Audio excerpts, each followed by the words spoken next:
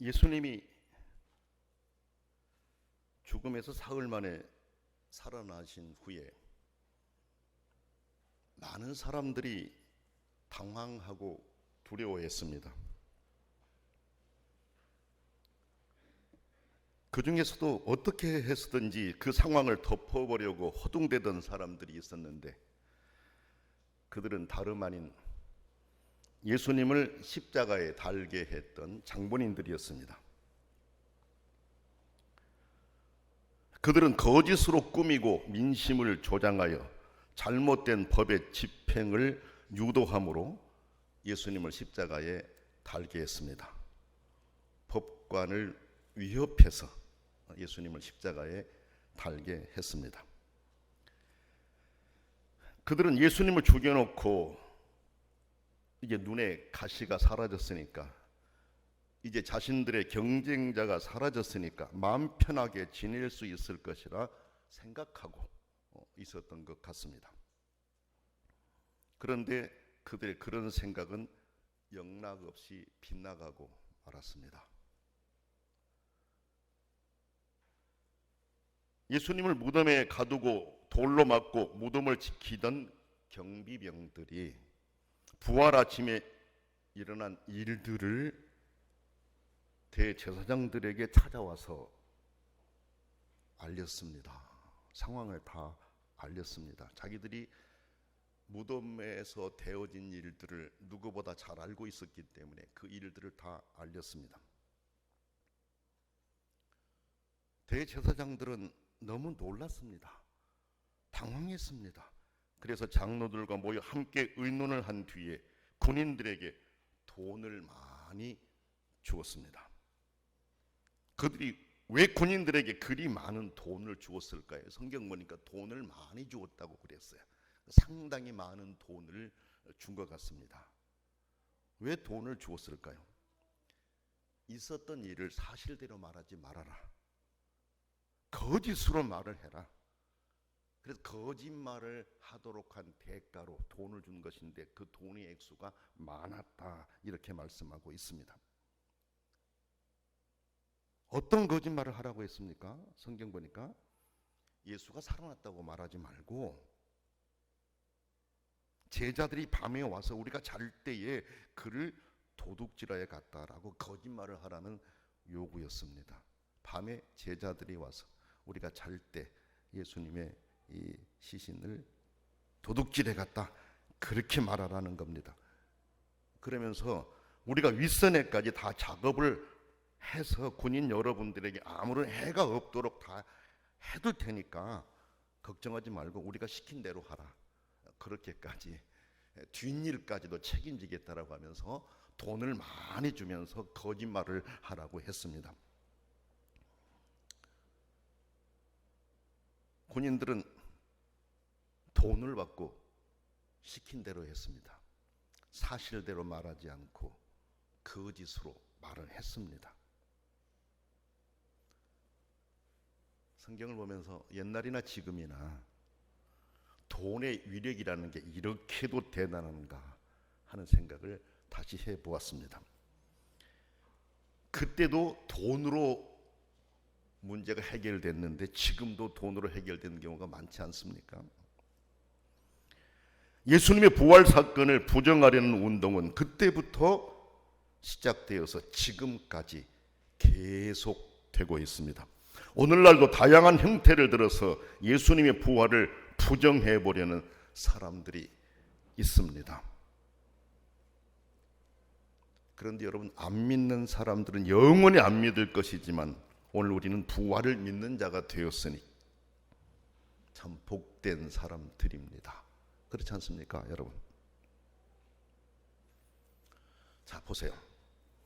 이제 거짓이 퍼져나가고 있으니 사실도 더 빨리 그리고 더 멀리 퍼져나가야 했습니다. 여러분이 아신 것처럼 이 바벨탑 사건으로 인해 가지고 하나님께 배반을 하다가 다 흩어지게 되잖아요. 죄를 가진 사람들이 흩어지게 되니까 하나님께서는 아브라함을 세워서 구원의 씨를 퍼뜨리잖아요. 그렇지 않습니까? 여기도 이제 거짓이 퍼져나가니 사실도 더 빨리 더 멀리 퍼져나가야 했어요. 예수님의 제자들은 예수님이 다시 살아났다는 소식을 듣고 갈릴리로 내려갔습니다. 그리고 예수님이 지시하신 산에 이르렀습니다. 그런데 여러분, 이 갈릴리의 한 산, 그곳은 예수님이 잡히시기 전에 이미 말씀에 두셨던 장소입니다. 마태복음 26장 32절 말씀 보게 되면은 그러나 내가 살아난 후에 너희보다 먼저 갈릴리로 가리라 이렇게 말씀하셨어요. 그러나 내가 살아난 후에 너희보다 먼저 갈릴리로 가리라. 마태복음 26장 32절에 그렇게 말씀하고 있습니다. 예수님이 최후의 만찬을 하신 후에 베드로가 부인할 것을 예고하시면서 하신 말씀입니다. 내가 다시 살아나면 갈릴리로 갈 것이다 라는 것이죠. 예수님은 십자가에 돌아가셨지만 다시 살아난 후 만날 장소를 미리 정해두셨던 것입니다. 드라마라든지 다른 어떤 소설이나 이런 걸 읽어보게 되면 헤어졌다가 만날 장소를 정하잖아요. 첫눈이 내리는 언제 어디서 만나자 한다든지 이렇게 해가지고 그 만남의 장소에서 만나게 되는 이런 경우들도 있던 걸 우리가 읽어보고 하지 않았습니까? 예수님께서는 십자가에 달려 돌아가시기 전에 내가 죽었다가 살아나면 갈릴리로 갈 것이다. 거기서 만나자라고 하신 거였어요. 말씀하셨던 것처럼 예수님은 부활하신 후에 먼저 갈릴리에 있는 정해진 산에 가서 계셨습니다. 거기에 이제 제자들이 간 것이죠. 갈릴리 그 산에서 제자들은 예수님을 배웠고 경배했습니다. 그런데 어떤 사람들은 저분이 정말 예수이신가 하며 의심을 했습니다. 여기 의심했다라고 하는 단어는 성경 마태복음의 다른 곳에도 한번 쓰였어요. 어디에 쓰여 있느냐면 베드로가 예수님을 바라보고 물 위로 걷다가 빠져버리잖아요. 그때 예수님이 왜 의심하느냐라고 예수님이 그 베드로에게 책망하시잖아요. 그때 사용했던 단어와 여기에 의심했던 단어가 똑같은 단어예요. 헬라어 똑같은 단어입니다. 그러니까 완전히 부정하는 것을 의미하는 것이 아닙니다. 완전히 이거는 아니야라고 부정하는 그런 의심이 아닙니다. 신기하기도 하고 무섭기도 하고 이상한 감정을 가지고 엎드렸다라는 것을 의미한다고 봅니다. 부활하신 분을 처음 보는 사람으로서 부활이 어떤 것일까? 저분은 우리와 무엇이 다를까? 여러 가지 상념이 속에서 흘렀을 것이다. 이런 생각이 듭니다. 아마 누구라도 처음 보는 것에 대해서 기이함을 느끼는 것은 당연한 일이 아닐까 이런 생각을 합니다. 그런데 18절 말씀 보게 되면 여러분, 예수님은 의심하는 그들 가까이 오셨습니다. 예수님이 가까이 오셨다라고 말씀하신 것은 그들을 돕기 위함이라는 것을 그대로 표현해주고 있는 말씀입니다. 의심하는 그들에게 확신을 주시기 위함이었습니다. 확신이 있어야 앞으로 주어질 사명을 감당할 수 있기 때문에 그렇습니다. 그래서 주님은 가까이 오셔서 먼저 그들의 믿음을 세우시고 이어서 사명을 주셨습니다. 여러분, 예수님이 부활 이후에 제자들과 첫 만남의 장소를 갈릴리로 정하셨을까? 여러분, 그런 생각이 들지 않습니까? 왜 첫 만남의 장소를, 부활하신 후 첫 만남의 장소를 갈릴리로 정하셨을까? 갈릴리는 복음의 출산지입니다. 왜냐하면 예수님이 갈릴리에서부터 천국 복음을 전하셨기 때문에 그렇습니다. 여러분, 예수님이 애굽으로 이제 피난 가시잖아요.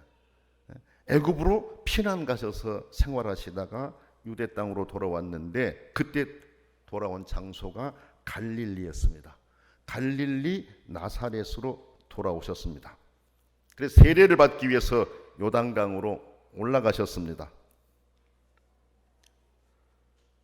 그쪽은 이제 유대 예루살렘과 가까운 지역이죠. 세례를 받으시고 시험을 이기신 후에 다시 갈릴리로 물러가셨다가 그곳에서 회개하라 천국이 가까이 왔느니라 하시면서 복음을 전하시고 제자들을 택하셔서 교육하시고 수많은 사역을 감당하셨습니다. 이 내용은 마태복음 4장 12절부터 17절 내용을 보게 되면 알 수가 있습니다. 그러니까 갈릴리에 내려오셔서 비로소 회개하라 천국이 가까이 왔느니라라고 하는 복음을 선포하기 시작하셨습니다. 그래서 갈릴리는 복음의 출산지다 이렇게 봅니다. 그런데 이제 복음은 그곳에서만 머물러 있을 수가 없었습니다. 이제 거기에서부터 또한 비유대적 지역으로 퍼져나가야 했습니다. 복음은 모든 사람을 구원으로 인도해야 될 진리였기 때문에 그렇습니다. 그래서 예수님은 부활 후 첫 약속 장소를 복음의 말씀이 처음으로 선포된 갈릴리로 잡으신 것으로 우리가 봅니다. 부활하신 예수님은 하나님께 전권을 부여받았습니다.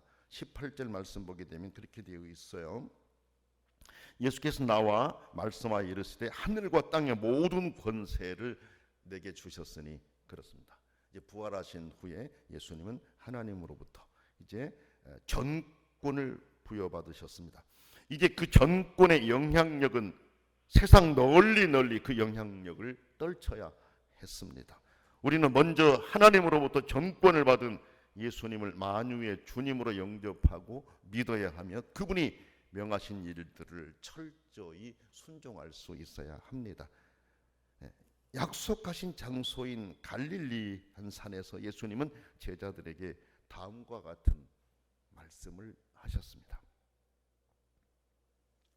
주님은 제자들에게 먼저 가라 이렇게 말씀하십니다. 가라. 그동안은 갈릴리를 중심으로 사역했지만 이제는 갈릴리를 떠나가라는 말씀입니다. 지금은 자기들이 익숙한 지역에 있었지만 이제는 익숙하지 않는 곳으로 가라는 것입니다. 지금은 울타리 안으로 안전한 곳이었지만 이제는 울타리 밖으로 나가라는 것입니다. 지금은 함께하던 이들이 있는 곳이었지만 이제는 그들을 떠나 낯선 사람들을 만나러 가라는 명령입니다. 지금까지는 여러 제자들과 함께 모여 줄을 따랐지만 이제는 흩어져 자기가 서야 할 곳으로 가라는 것입니다. 무엇하러 가라는 것입니까?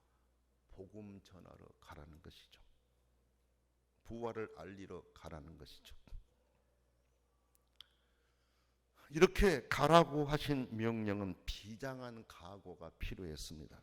하지만 제자들은 가야 했습니다.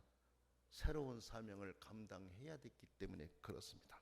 부활의 이 사실을 전해야 했기 때문에 그렇습니다. 우리 주님은 우리에게도 우리가 복음을 전해야 될 장소로 가서 복음을 전하라고 명하심도 들을 수 있어야 됩니다. 두 번째로 주님은 모든 민족을 제자로 삼으라 그렇게 말씀하셨습니다.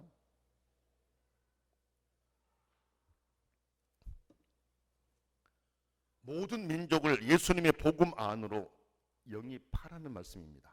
예수님의 제자들에게 가르치고 본을 보인 것을 모든 민족에게 전하여 그들로 주님을 따르게 하라는 그런 말씀입니다. 그런데 여러분 보세요. 제자로 삼기 위해서는 전제 조건이 있어요. 무엇일까요? 그들이 먼저 주님의 진리 위에 든든히 서는 것입니다. 자기 제자들이 먼저 주님의 진리 위에 든든하게 서는 것이었어요. 왜냐하면 자신도 주님 안에 바르게 서 있지 못하면서 다른 사람을 주님 안으로 인도한다라고 하는 것은 어려운 일이기 때문에 그렇습니다. 그렇게 할 수가 없지요. 그래서 자신이 먼저 주님 안에 서 있는 것이 필요합니다. 자, 그러면 우리는 내가 먼저 바른 신앙을 유지하기 위해서 힘써야 하고, 내가 먼저 주님의 은혜 안에 온전히 거해야 합니다. 그리스도의 복음은 처음에는 유대인들 안에 있었지만 이제는 모든 나라, 모든 민족을 향해 퍼져나가야 했습니다. 왜? 예수님이 오신 목적이 세상 구원이기 때문에 그래요. 요한복음 3장 16절 말씀 보게 되면 예수님이 오신 목적에 대한 게 아주 뚜렷하게 기록되어 있습니다. 오늘 우리들도 그렇습니다. 가까운 데서부터 시작해서 전도의 범위를 점점 넓혀가야 됩니다. 나로 인해 그리스도 안으로 들어온 사람들이 많아질 수 있도록 부지런히 전하는 일을 우리가 감당을 해야 됩니다. 제자 삼는 일을 해야 된다는 겁니다. 믿지 않는 사람들을 예수님 안으로 우리가 인도하는 일을 우리가 해야 된다는 것입니다. 그런데 그것이 결국 하나님의 나라가 확장되는 것입니다. 그렇지 않습니까? 하나님 나라는 하나님의 다스림에 순종하는 사람들이 있잖아요. 하나님이 다스리는 지역 아닙니까? 그렇다고 보면은 우리들은 지금 하나님 말씀을 믿고 하나님을 순종하며 따르고 있습니다. 우리는 하나님의 나라입니다. 그렇죠? 이제 우리와 같이 하나님 말씀에 순종하는 사람들이 많아질 수 있도록 복음을 전해서 하나님 나라가 나로 인해서도 점점 확장되어 갈 수 있도록 사명을 감당해야 된다는 그런 말씀입니다. 세 번째 말씀 보니까 삼위일체 하나님의 이름으로 세례를 베풀라, 그렇게 말씀하십니다. 세례를 통하여 사람은 하나님의 소유가 되고 성령의 충만함을 받습니다. 세례는 공적으로 하나님의 자녀임을 선언하는 순간입니다. 세례를 통해 교회 공동체의 일원이 되는 것입니다. 그래서 주님은 세례를 베풀라, 무엇으로? 아버지와 아들과 성령의 이름으로 세례를 주라 그랬습니다. 삼위일체 하나님의 이름으로 세례를 주라는 것입니다. 우리 교단이 이 세례를 굉장히 이제 중요하게 여겨서 유아 세례 연령도 높였습니다. 6세 이하의 아이들이면 유아 세례를 받을 수가 있습니다. 6세, 그러니까 상당히 높여놨어요. 그리고 아동 세례도 7세부터 12세 이하까지 아동 세례를 줄 수 있게 했습니다. 세례를 통해 어린이들이 하나님의 자녀됨을 공적으로 인정하려는 의도입니다. 저도 금년에 그렇게 한번 해보려고 이렇게 생각을 했었는데, 이제 처음 시행되는 것이라서 금년 1년 한번 좀 지켜보고 해야 되겠다라는 생각이 듭니다. 어떻든 이 아동 세례, 유아 세례 연령도 높이고 아동 세례도 7세부터 12세까지 세례를 베풀 수 있도록 하는 것, 이거는 이제 그 교단적으로 세례의 의미를 다시 한번 새기게 해주는 그런 내용이다, 이렇게 생각이 듭니다. 네 번째 말씀 보게 되면 예수님의 제자들에게 분부한 모든 것을 가르쳐 지키게 하라 그랬습니다. 특히 여러분 산상수훈과 공생의 기간에 주님의 가르치신 내용들을 잘 가르쳐서 지키도록 인도하라, 이런 말씀을 하십니다. 이게 쉬운 일이겠습니다. 어렵지요. 지금 우리가 예수님을 믿고 있으면서도 하나님 말씀대로 따르고 순종하기가 어렵지 않습니까? 지키기가 어렵지 않습니까? 그런데 제자들이 여러 지역에 퍼져가지고 다른 나라에 퍼져서 나가서 그들에게 진리를 가르치고 세례를 베풀고 그리고 예수님의 가르치신 대로 행하도록 하라는 거죠. 그 단계가 이루어지기까지 얼마나 어렵겠습니까? 그러나 그렇게 하라고 하셨습니다. 아는 것은 행하는 것에서 열매를 맺기 때문에 그렇습니다. 기독교는 믿음과 행함이 함께 가는 길입니다. 행함을 통해 그 사람의 믿음의 상태를 알 수 있는 것이 기독교입니다. 우리는 예수님이 하신 말씀들을 잘 가르쳐 지키도록 인도해 주어야 합니다. 우리가 먼저 말씀을 따라 살고 이것을 다른 사람들에게도 가르쳐서 지킬 수 있도록 그렇게 하라는 말씀에 우리가 순종할 수 있어야 됩니다. 부모된 자들은 자녀들을 사랑하는 길이 무엇인가를 배우고 알아야 됩니다. 정말 자녀들이 하나님을 사랑할 수 있도록 하나님의 사랑을 받도록 그렇게 잘 지도해 주는 일을 해야 됩니다. 우리가 자녀들을 유치원에 보내고 또 어린이집에 보내고 학교에 보내고 학원에 보내고 여러 군데를 보냅니다. 부모가 자녀를 사랑하기 때문에 그렇게 하는 것이죠. 부모가 잘 되기를 원하기 때문에 그렇습니다. 그러나 우리가 정말 내가 자녀를 사랑한다고 하면 그 자녀들이 하나님을 사랑할 수 있도록 잘 인도해 주는 것 중요합니다. 그런데 우리는 그것은 뒷전으로 밀어버리고 세상적으로 1등이 되는 것에만 의미를 둘 때가 있어요. 우리는 자녀들이 하나님의 사랑받도록 그렇게 지도해야 됩니다. 이를 위해서 부모된 성도들은 자라나는 자녀들에게 하나님을 사랑하는 법을 가르쳐야 됩니다. 자녀들을 바른 믿음으로 인도해 주어야 됩니다. 자녀들이 하나님께 바르게 예배드릴 수 있도록 예배드리는 법도 잘 가르쳐 주어야 됩니다. 왜? 그렇게 하는 것이 믿는 이로서 자녀를 사랑하는 길이기 때문에 그렇습니다. 주일날로 교회차가 이렇게 들어오는 것을 지켜보고 있으면 어린아이들이 내려요. 어린아이들이 내리는데 성경책을 이렇게 이렇게 안고 내려요. 그래서 한 번은 그랬어요. 아마무개야 목사님 같네 이렇게 했어요. 또 어떤 아이들은 내리는데 성경책이 없으니까 이렇게 좀 멋지게 해요. 가령 오늘 같은 경우도 어떤 아이들 같은 경우 평상시는 굉장히 나를 반갑게 하는 그런 이제 아이예요. 너무너무 나보면 반갑게 하고 멀리서부터 웃고 하고 그러는데 근데 내리는데 이렇게 자꾸 뒤로 이렇게 가요. 그런데 이제 그 아동부실 내려가면서 성경책이 없다 이러더라고요. 그러니까 이거는 아이들 안에 하나님을 섬기고 예배한다는 게 무엇인가를 아는 거예요. 예배 끝나고 나서 유아실에서 나를 쳐다보면 내가 서 있었는데 막 흔들리면서 목사님 하는 거야. 그게 본래 마음이야. 그렇게 하고 싶은 거야. 가까이 오고 싶고 그렇게 하고 싶은 거야. 여러분, 우리들은 자녀들에게 하나님의 사랑받는 법을 가르쳐야 되고 자녀들이 하나님의 사랑받도록 그렇게 인도해 줘야 됩니다. 이것이 부모된 자의 사명입니다. 그리고 우리들도 어린아이들을 정말로 사랑해야 됩니다. 어린아이들을 진심으로 사랑하면서 예수님의 마음으로 품고 아이들을 따뜻하게 대해줘야 됩니다. 그리고 교사 선생님들 난 너무 수고가 많으셔. 어린이 교회학교가 예배를 드리지 못할 때 너무 가슴 아팠는데 지금 어린이 교회학교가 예배를 드리는 게 너무 행복하고 좋아요. 우리 물론 학생에도 마찬가지입니다.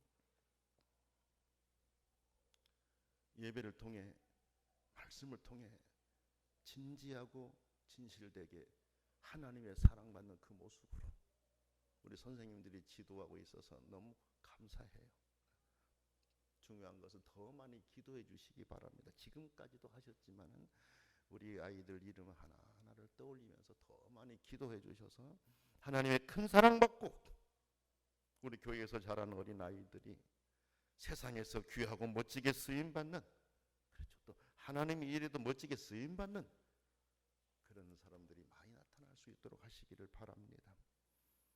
그리고 예수님은 세상 끝날까지 함께 하시리라 그랬어요. 그런데 여러분 이것은 탄생 시에 임마누엘 약속을 하신 것인데 마지막에도 그 말씀으로 끝을 맺어요. 예수님이 탄생하시면서 임마누엘이라 하리라 그랬잖아요. 하나님이 우리와 함께 하신다는 것이잖아요. 그런데 오늘 마지막 끝에서 처음에 오실 때 예수님의 이름 임마누엘이었는데 이제 마지막 끝에 말씀하시면서 세상 끝날까지 우리 함께 하신다 하셨습니다. 우리의 힘으로 주님의 본분을 온전히 따르는 것은 어려운 일입니다. 그래서 주님은 세상 끝날까지 함께 하신다고 약속하셨습니다. 우리는 주님이 우리와 함께 계심을 믿고 의지하면서 주님의 분부를 실천할 수 있어야 됩니다. 주님이 분부하신 명령에 순종하는 사람들 때문에 세계 만박에 복음이 전해졌습니다. 그리고 오늘 우리에게도 복음이 전해져서 들어왔습니다. 제가 어떤 인문학술지에 글을 올리기 위해서 이제 논문을 몇 편을 써봤었어요. 선교사들에 대한 논문, 이쪽 지역의 선교사들에 대한 논문들을 좀 써봤습니다. 포사이드라든지 오웬이라든지 그 외에 다양한 여러 선교사분들을 보면 인휴라든지 이런 선교사님들이 이 땅에 와가지고 선교하셨던 삶을 보면서 연구하면서도 눈물이 날 그런 상황들이 너무 많았어요.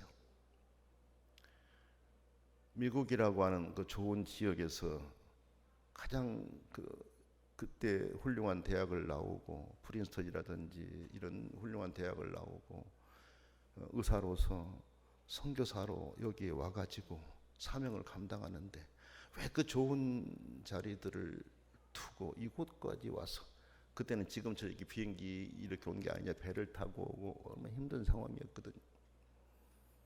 여기 와서 복음 전하는 환경도 좋지가 않죠. 풍토병에 아이들이 죽고, 코이 선교사 같은 경우 2아이가 죽게 되는 이런 상황들. 그럼에도 불구하고 한국에 와서 복음을 전한 거예요. 그래서 복음의 씨가 열매를 맺어서 우리들이 하나님의 자녀가 된 겁니다. 그렇죠. 예수님이 명령하신 이 명령에 순종하기 위함이었어요. 이제 우리도 그렇게 여러 과정들을 통해 복음을 받았으니 이제 우리들에게도 사명이 주어졌습니다. 우리들도 주님이 명하신 이 사명 마음에 담고 가까운 데서부터 복음을 전하고 세계 선교를 위해서도 기도하고 협력하는 그런 성도들의 삶이 되기를 원합니다. 사랑이 많으신 하나님 아버지, 예수님의 부활을 전하라 명하신 그 명령, 우리도 듣고 순종하게 하시옵소서. 예수님께서 행하셨던 소중한 말씀들을 바르게 잘 가르치고 우리가 먼저 지키고 행하고 또 믿지 않는 여러 사람들에게도 전하여서 그들도 하나님께로 인도하고 예수님 말씀대로 실천하고 살아서 함께 복받는 놀라운 역사를 체험케 하옵소서. 예수님의 이름으로 간절히 기도드립니다. 아멘.